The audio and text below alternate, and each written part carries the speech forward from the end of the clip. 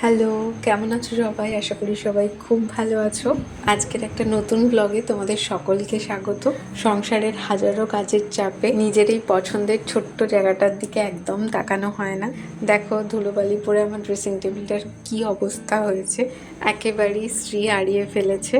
তো আজ ভাবলাম কোনো দামি অর্গানাইজার ছাড়াই হাতের কাছে যা আছে তাই দিয়ে আমার প্রিয় এই ড্রেসিং টেবিলটা ঝকঝকে করে ফেলবো। আমার ড্রেসিং টেবিলের ভেতরটা কিন্তু মোটামুটি গোছানোই আছে, তবে বাইরেটার অবস্থা খুবই খারাপ, সেটাই পরিষ্কার করব। তো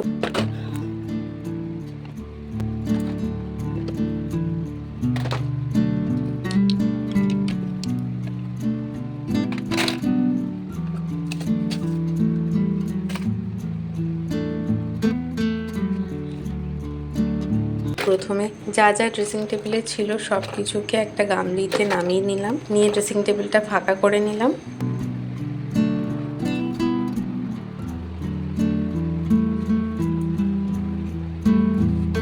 এরপর একটা রুমাল দিয়ে প্রথমে ধুলোগুলোকে ঝেড়ে নিলাম।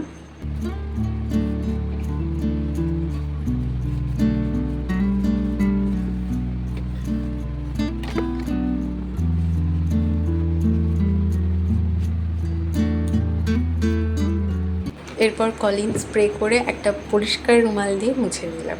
ব্যাস, এটুকু করাতেই দেখো প্রত্যেকটা জায়গায় কি সুন্দর চকচকে হয়ে গেল।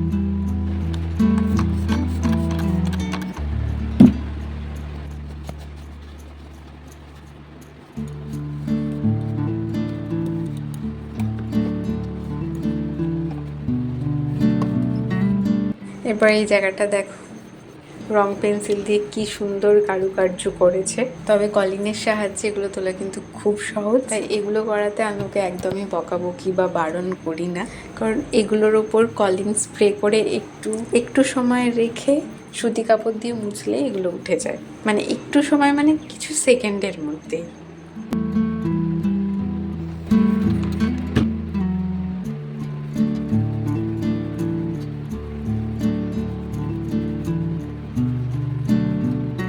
দেখতেই পাচ্ছ সব দাগ উঠে গেছে, আর এরই সাথে আমার ড্রেসিং টেবিলটা কি সুন্দর ঝকঝকে চকচকে হয়ে গেছে।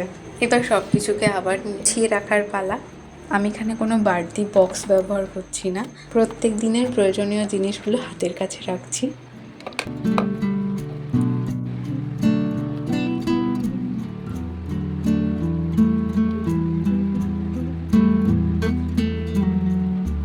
তো আমার সব কিছুকে গুছিয়ে রাখা কমপ্লিট। এই তাকটায় আমি আমার সব মেয়ের জিনিসপত্র রেখেছি যেগুলো রোজ লাগে।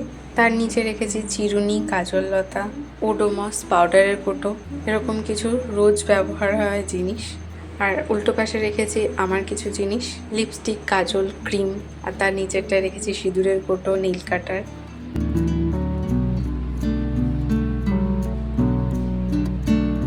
আর নিচে রেখেছি ওর ম্যাজিক বুক, আমার একটা ডায়েরি, আর ওর ABCD গেম।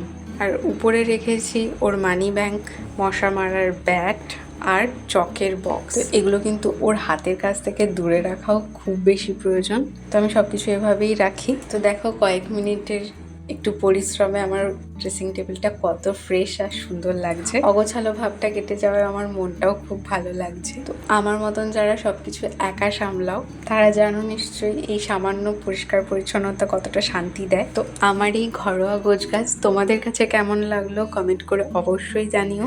ভালো লাগলে একটা লাইক দিও আর সাবস্ক্রাইব করে আমার পাশে থেকো। তো আজকের মতন টাটা, সবাই খুব ভালো থেকো।